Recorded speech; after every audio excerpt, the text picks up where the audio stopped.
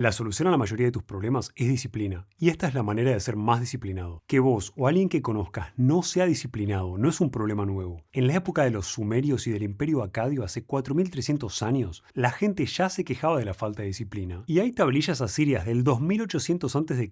que se quejan de que los sobornos y la corrupción son comunes, igual que ahora, y que los niños ya no obedecen a los padres. Con lo cual estos problemas existen desde el principio de la civilización, no son de hoy. Y en el apogeo del Imperio Romano, la disciplina había cobrado tanta importancia, no solamente a nivel militar, sino filosófico, que personajes como el emperador Marco Aurelio la consideraban esencial para actuar correctamente y para enfrentar las dificultades de la vida con templanza. De hecho, la disciplina era para los estoicos necesaria para que no actuemos en base a nuestro impulso, sino en base a nuestra razón. Y hay un peligro de no ser disciplinados que nunca tenemos en cuenta. Quizás vos querés ser más disciplinado para mantener una buena alimentación, para estar en forma, para estudiar o aprender o leer más, y eso está perfecto, pero el peligro de no ser disciplinado es mucho mayor que solamente la consecuencia de no lograr ese hábito que vos estás buscando formar. Nuestro cerebro evolucionó para superar obstáculos, para salir de su zona de confort como mecanismo de supervivencia. En el más simple de los sentidos, tu antepasado del Paleolítico quizás no quiere salir de la cueva cuando llueve, pero ese día tiene que comer igual, y la disciplina y la necesidad lo llevan a salir, y la recompensa de haber satisfecho sus necesidades lo hace sentir bien. Este es un elemento que fue clave en nuestra supervivencia durante cientos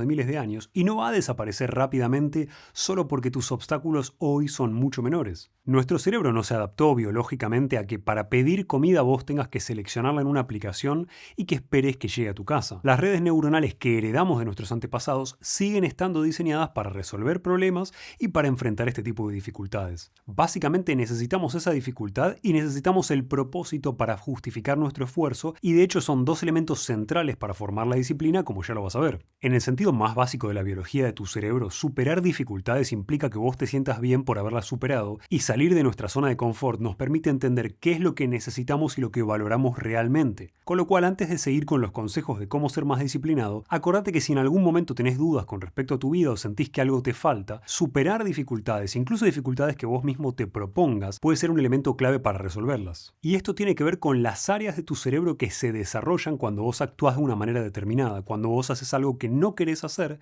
que te cuesta disciplina como dieta o más ejercicios, o algo que no tenés ganas de hacer, pero que elegís voluntariamente hacer. En términos muy simples, este área que vos podés desarrollar es donde reside tu capacidad de ser más o menos disciplinado. La clave, si querés desarrollar esta sección de tu cerebro, es hacer cosas que vos no querés hacer, pero que elegís hacer voluntariamente. No puede ser un ejercicio difícil pero que a vos te gusta. Tiene que ser algo que a vos no te guste, que no disfrutes. Por eso este área es más pequeña en gente obesa, es más grande en atletas, es más grande en gente que superó grandes desafíos a lo largo de su vida, y acá es donde hacemos la conexión entre el propósito, el desarrollo de la disciplina y el desarrollo de este área cerebral. De hecho, propósitos abstractos, como pagar una hipoteca, son difíciles de comprender para tu cerebro, mientras que sobrevivir luego a una tormenta cuando estás escalando una montaña es mucho más simple, tiene que ver con tus propios mecanismos de supervivencia. Por eso en las personas más longevas que tienen un propósito por el cual siguen viviendo, este área conserva su tamaño a lo largo de la vida, cuando en otras personas se va haciendo cada vez más pequeño. Por ende, muchos expertos en neurociencia coinciden con que el tamaño de este área tiene mucho que ver con hacer el esfuerzo necesario para sobrevivir, con mantener los hábitos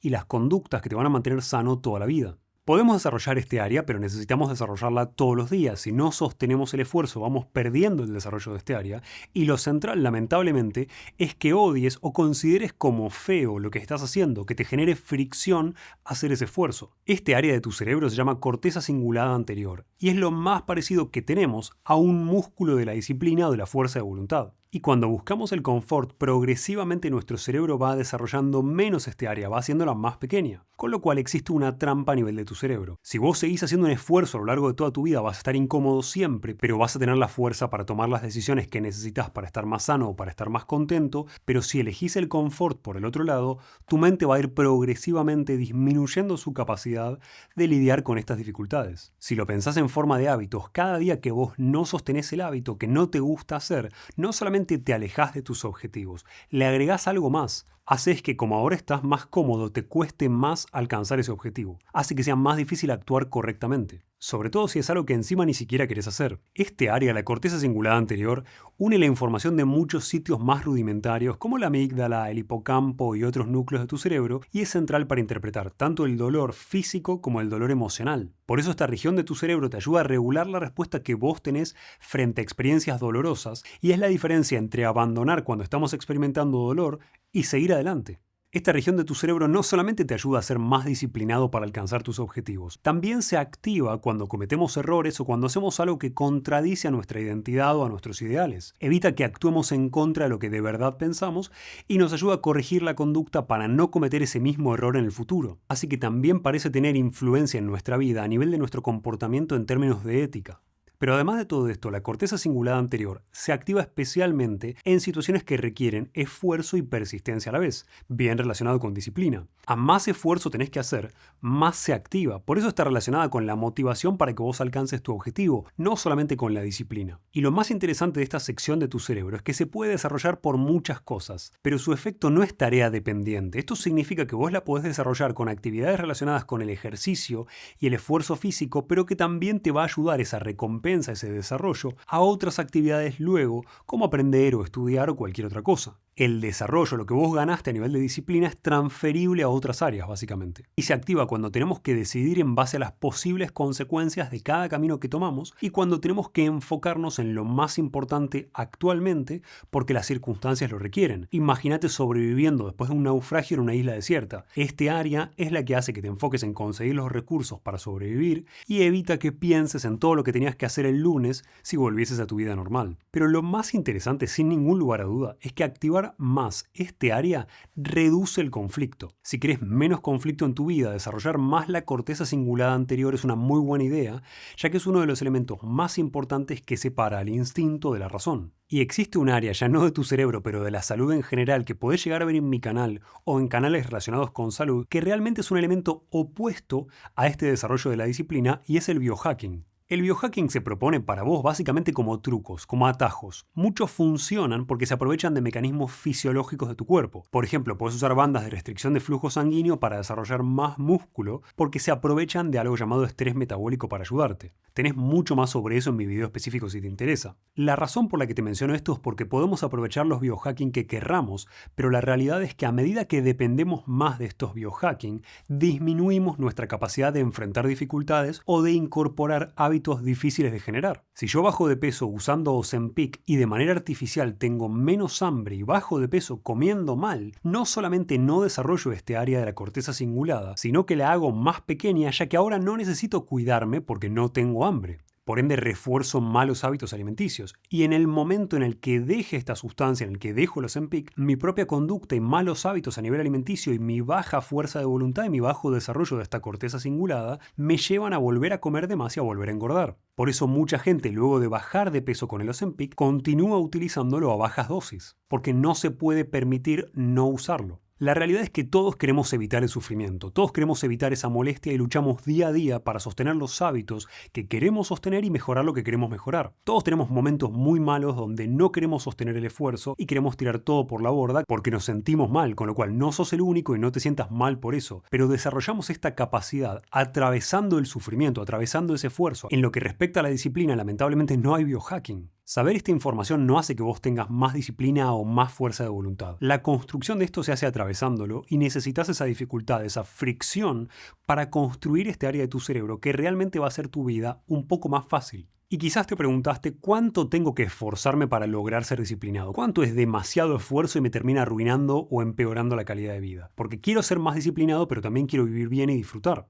Y esto que te voy a decir vale para tu cerebro como vale para tus músculos. Todo lo que necesita desarrollo, como tu bíceps, tiene un punto justo de esfuerzo, un punto donde vos vas a tener más resultado por hacer el esfuerzo. Si vos no llegás a este punto ideal, tu músculo va a crecer menos de lo que podría haber crecido. Si te excedes, el daño va a ser demasiado y vas a perder resultados y a lastimar las fibras musculares de más. Lo mismo sucede con las áreas cerebrales que en este caso vos querés desarrollar. Cuando queremos desarrollar el área que nos brinda más disciplina, necesitamos hacer el estímulo justo. Esto quiere decir que a menos nos gusta hacer algo y decidimos hacerlo por nosotros mismos, más nos permite desarrollar el área. A mayor es la dificultad, mayor es el estímulo de crecimiento del área relacionada con la disciplina y con la fuerza de voluntad. Pero también quiere decir que si nos excedemos de esfuerzo, podemos tener un impacto negativo a largo plazo, porque ese esfuerzo se hace insostenible. Por eso el truco acá es que seas gradual con tu esfuerzo, para darle tiempo a este sector de tu corteza cerebral a desarrollarse y a que vos ganes más disciplina y autocontrol. De la misma manera que si vos nunca corriste, no salís por primera vez a correr un Ironman,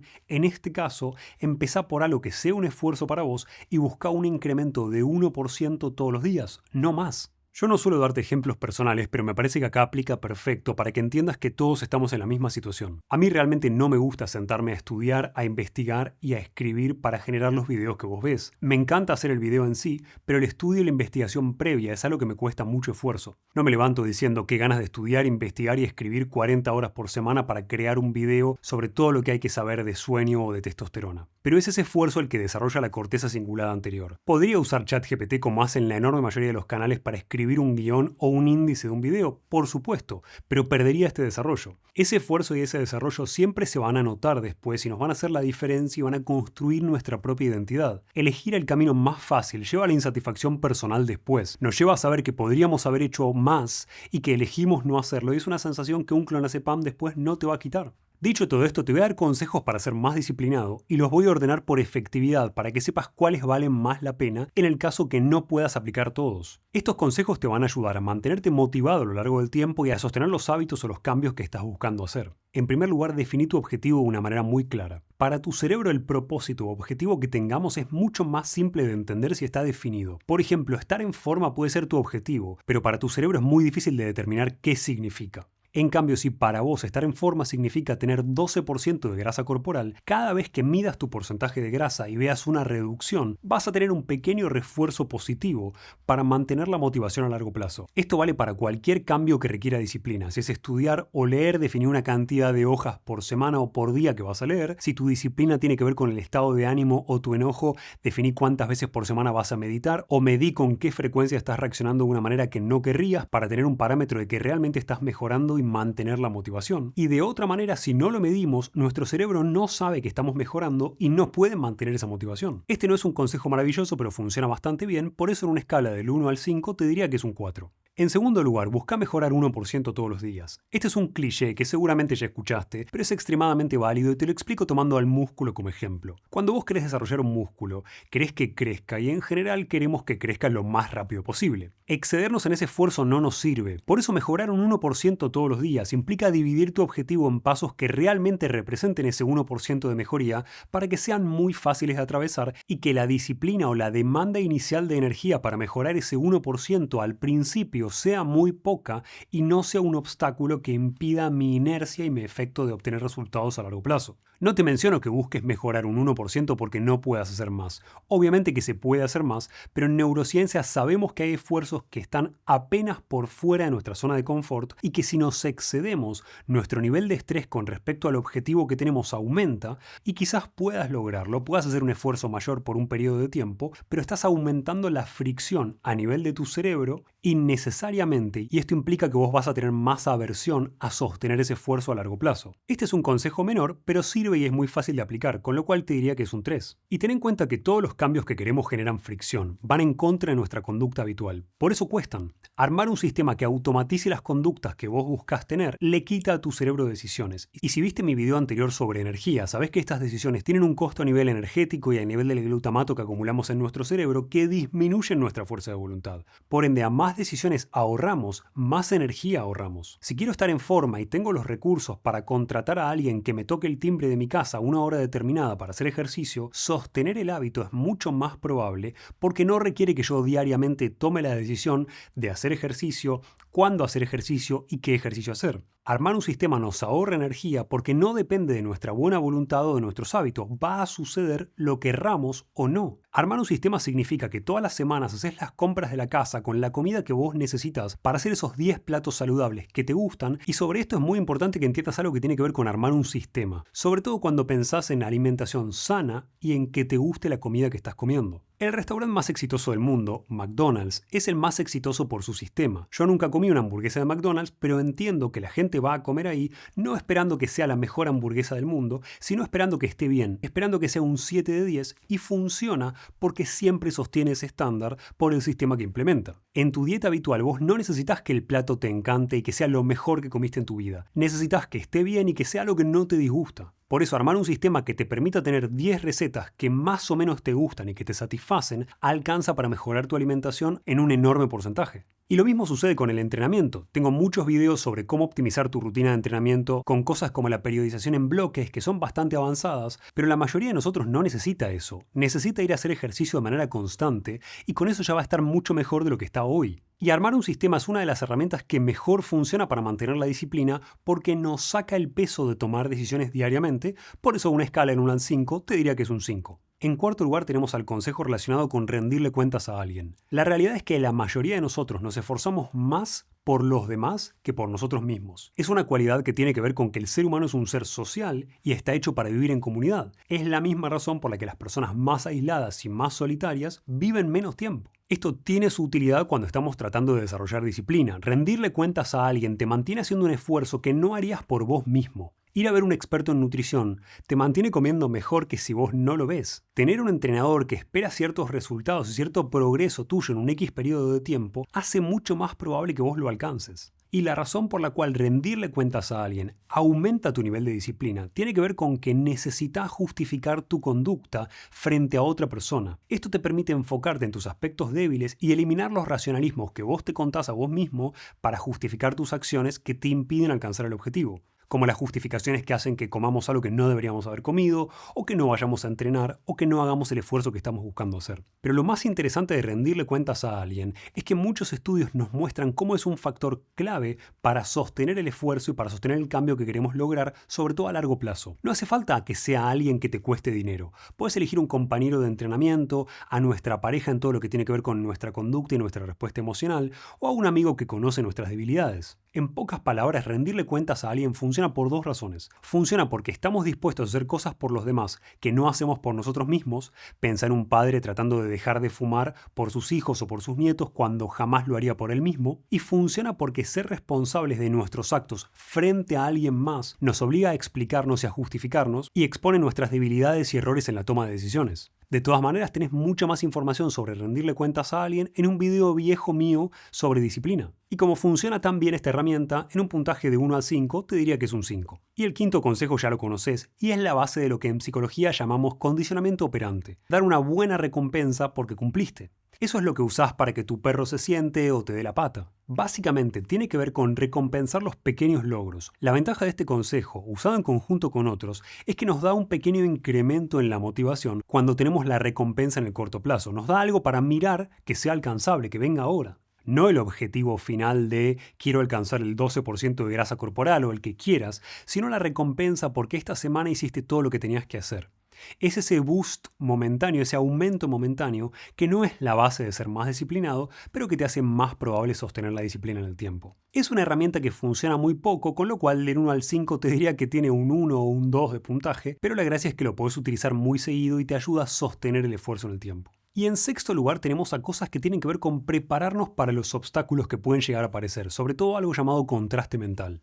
Este es uno de los consejos menos aplicados para la disciplina y para mantener el curso de lo que queremos lograr en nuestra vida, y tiene que ver con prever los obstáculos. Se trata del contraste mental que implica visualizar el objetivo que vos tenés muy claro, pero también implica visualizar los obstáculos de la realidad actual, los obstáculos que van a aparecer desde donde vos estás parado hasta alcanzar tu objetivo. Esto es particularmente útil en adolescentes y jóvenes que tienen muy poca tolerancia a la frustración. Queremos cambiar algo, comenzamos y nos encontramos con un obstáculo que nos genera demasiada fricción y terminamos abandonando. Abandonamos porque no tenemos la solución a ese obstáculo antes de empezar. Imagínalo como ir a escalar una montaña helada con temperaturas de menos 30 grados, pero no tener el equipo y la ropa necesaria para hacerlo. Para vos obviamente no tiene sentido. Vas a abandonar simplemente por no haber planeado acorde. Parece obvio, pero en nuestro intento de desarrollar disciplina lo olvidamos siempre. Pensá en alguien como Daniel, que quiere bajar de peso, que piensa en su cuerpo ideal, pero que no planea de acuerdo a sus obstáculos. Daniel sabe que a las 7 de la tarde llega a su casa desesperado de hambre y come cualquier cosa que encuentre. Y si no planea para evitar ese obstáculo, mejorando su alimentación y teniendo a mano snacks saludables, va a terminar comiendo muy mal, perdiendo disciplina y pidiendo comida basura a domicilio. Esto se estudió en adolescentes y funciona. Los que aplicaron los ejercicios de contraste mental planeando para sus obstáculos, completaron 60% más ejercicios de prácticas estudiando para un examen importante que las personas que no lo hicieron. Por ende, en una escala del 1 al 5 te diría que es un 3. Y lo más interesante es que nadie suele aplicar este consejo. Y ten en cuenta si tenés hijos o hermanos muy chicos, que a nivel de disciplina hay algo que funciona muy bien, que se llama persuasión persistente. Específicamente funciona bien en niños. Y tiene que ver con que el adulto, la persona responsable, esté refrescándole al niño constantemente, de manera persistente, la justificación de por qué tiene que hacer algo específico. Esto le permite al chico a nivel neurológico no generar una tensión, no pensar que hay una amenaza o una coerción relacionada con esa conducta, por ende tiene menos resistencia a hacerla, mientras que la persistencia de lo que se le quiere inculcar a nivel de disciplina genera un refuerzo constante en el chico que hace más probable el cambio de comportamiento. Como no tengo hijos, no te puedo dar un puntaje del 1 al 5, pero simplemente te puedo mencionar que hay estudios que muestran que funcionan muy bien. La verdad es que me encantaría decirte que si vos seguís todos estos consejos tenés la disciplina garantizada, pero la disciplina no funciona así. No importa dónde estás parado hoy, no importa si tu salud es mala, si tu estado físico es malo, si tu atención es mala. Usa estos consejos para hacer más probable tu consistencia y para ir ganando de a poco la disciplina y las herramientas que te van a ayudar a estar más orgulloso de vos mismo.